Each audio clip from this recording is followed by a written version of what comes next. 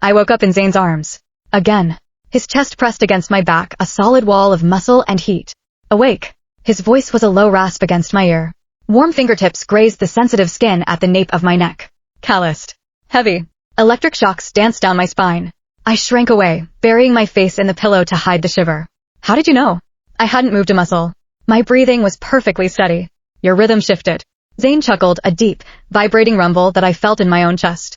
He nuzzled into the crook of my neck like a needy wolf. His lips brushed my earlobe. Wet. Hot. My skin pricked with warning signals. Adrenaline spiked through my hazy brain. Zane.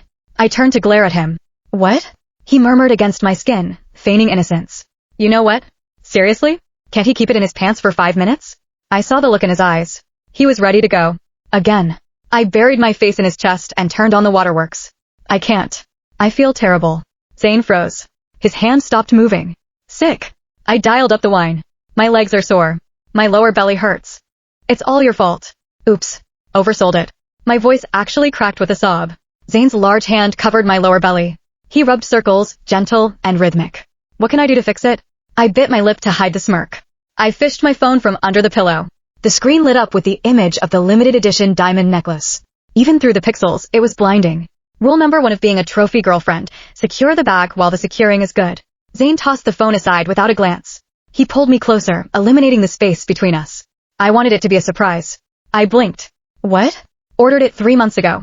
He raised a brow, looking smug. It arrives this afternoon. 200 grand. Secured. I scrambled up and planted a loud, wet kiss on his cheek. Thank you, hubby. I love you so much. Zane's eyes darkened. His pupils blew wide, swallowing the iris. The air in the room shifted.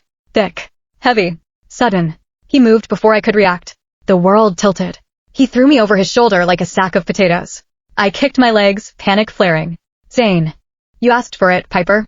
Smack. His hand connected with my ass, a sharp sting followed by a flood of heat. Leg sore?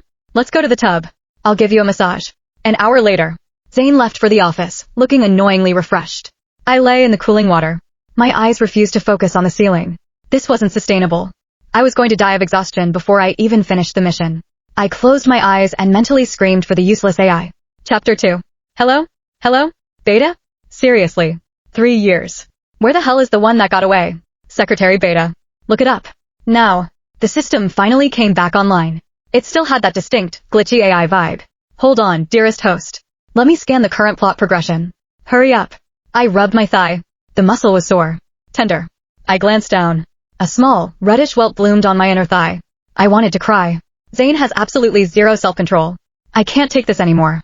Zane. The system went silent for 3 seconds. Then, a high-pitched digital screech exploded in my skull. You idiot. You got the wrong guy. Zane is the psycho villain. Huh? I froze. My brain short-circuited. You told me the male lead was the heir of the Harrison family. 3 years ago. I woke up in this trashy billionaire romance novel. Role: disposable trophy girlfriend. Job description: find the heartbroken male lead while his true love is abroad. Use my face, which is 70% similar to hers, to climb the social ladder. Stay by his side until the real heroine returns. Act as the catalyst for their reunion. Once they get back together, mission accomplished. Reward: I get to survive in this world instead of dying in my original one. Back then, the system just said heir of the Harrison family and logged off. I was confused. Zane is the heir of the Harrison family. Beta didn't answer. I could hear the sound of digital pages furiously flipping in the background. Found the error. The system gave an awkward, mechanical laugh. Time transmission glitch. My bad. Now is the correct timeline. The real male lead is Sawyer, the lost heir. He just got recognized and brought back to the family. Aurora, the heroine, is about to take the family's payoff money and flee the country. Everything is still on track. I let out a breath I didn't know I was holding. My life is safe. Great. No point in waiting. I'm dumping Zane. Immediately. I turned around and grabbed my suitcase. I started throwing clothes in.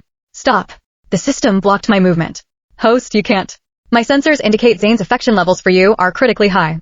If you break up with him now, and worse, if you run off to chase Sawyer, the brother he hates, you will trigger Zane's villain arc early. The plot will collapse. I scratched my head. I matter that much? I always treated Zane as the male lead, which meant I assumed he treated me as a substitute. Every time he was nice to me, I rolled my eyes internally. Fake deep. Performative affection. I ignored the sweet talk. I cashed the checks. I guarded my heart like Fort Knox. But he actually likes me? A weird ripple went through my chest. The system chimed in, cutting off the sentiment. Don't be a simp. Fail the mission and you die. Right. Right. Romance is cool, but breathing is better. I shook my head. I cleared out the messy thoughts. Focus on the job. So, what do I do now? Beta's voice turned conspiratorial. First, we need to tank his stats. We have to lower Zane's affection for you. Beta started brainstorming. Make him hate you. Reverse psychology. Have you tried love bombing? Suffocate him with affection until he can't breathe. Be clingy. Be annoying. Be a stage 5 clinger. I hesitated. Will that actually work? Just try it. Start by blowing up his phone. Something felt off about this plan. But my brain was fried from the morning's activities. I couldn't pinpoint the flaw. I decided to be a good little host and listen to the AI. I picked up my phone. 12 unread messages popped up. The oldest one was from 3 minutes ago. Baby. Awake? Asterisk the necklace is en route. Pick out whatever else you want. Asterisk. Asterisk Carmen will be there in 10. Let her keep you company. Asterisk. Do not open the door for anyone. Understood? Hello? Why aren't you answering? I'm turning on the cameras. Shit. I realized what was wrong. Zane is already a control freak. He's the clingy one. The man acts like he has severe touch starvation. If he's home, he's glued to my side. If he's at work, he sends 800 texts a day. And he expects an instant reply. I used to wonder how a CEO had this much free time. When I asked him, he just smiled and kissed me. Silly baby. I'm the boss, so I can slack off whenever I want. I groaned. Beta, this strategy is garbage. Baby? Who are you talking to? Zane's voice filled the room. It didn't come from the phone. It came from the surround sound speakers. His tone was gentle. My blood ran cold. Beta was unfazed. Don't panic, host. Plan B. Be irrational. Be a brat. This is the perfect setup. You ignored his texts? Flip the script on him. Accuse him of ignoring you. Flip the script. I wasn't sure, but I didn't have a better idea. I pinched my throat to affect a whiny, high-pitched tone. You have the nerve to ask? Can't you tell I'm mad at you? Why do you always send Carmen? I huffed, injecting maximum grievance into my voice. You just don't want to see me yourself. You're brushing me off. I kicked him out this morning. Literally an hour ago. This was peak unreasonableness. Silence stretched over the speakers. Did it work?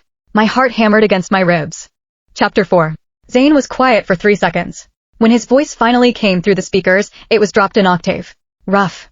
Vibrating with something dark. Baby, you're so different today. That's the first time you've ever said you needed me. I like it. I like it when you're mean to me. Beta. Host. What the hell did you turn him into? Me. I swear I didn't do anything weird. I was just following the sugar baby survival guide. Rule number 4. Keep the affection semi-sweet. Never give them the whole cake. Zane's tone softened, dripping with indulgence. Didn't you say Carmen has better taste than I do? I was trying to figure out how to keep the bratty act going, but he just handed me the ammo. Carmen. The only female assistant in his orbit. She's been with him for years. She literally took a knife for him once. In the past, he even sat me down to explain it. She's my savior. She's like a sister. I knew there was nothing going on between them, which made it the perfect target for a irrational meltdown. I put my hands on my hips and channeled my inner drama queen. Carmen, Carmen. It's always Carmen. Do you have a thing for her or something? I took a breath and launched the nuclear option. If we both fell into the ocean, who would you save first? I held my breath, waiting for the classic line. She's just a sister, Piper. Stop being crazy. Instead, a laugh bubbled through the speakers. He sounded thrilled. Are you jealous, baby? Do you want me to fire her? I'll do it right now. Excuse me? Is this guy for real? She is your literal lifesaver. I watched the monitor. Zane was already unlocking his phone to make the call. He didn't hesitate. People were just resources to him. Disposable the second I frowned. Panic spiked in my chest. No. Stop. Carmen is a saint. She has impeccable taste, and she actually helped me. Back when I first woke up here, I was playing gigs in dive bars to survive. It was a messy scene. One night, some creep tried to slip something into my drink. Carmen was the one who stopped it. She's been my biggest fan ever since. She brings me gifts. I can scam Zane all day long. But hurting Carmen? That's bad karma. I scrambled for an excuse, twisting my fingers together. I wanted you to keep me company. Not Carmen. It's not her fault. Zane chuckled softly. My baby is so kind. Fine. I'll come home early tonight. Just for you.